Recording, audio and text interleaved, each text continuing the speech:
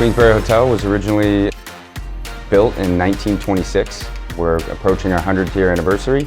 We're located in downtown Glens Falls, New York. Glens Falls in the 1950s was coined by Life magazine as Hometown USA. We've done approximately $7 million worth of improvements to the building, working to restore the hotel back to its original grandeur of 1926, while also providing our guests with new modern amenities and efficiency programs.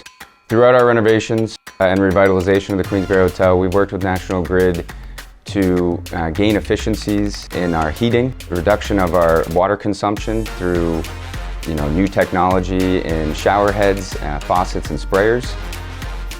We've also worked with National Grid to provide a better guest experience throughout the renovation by replacing all of our old inefficient light fixtures, new LED lighting throughout the entire property.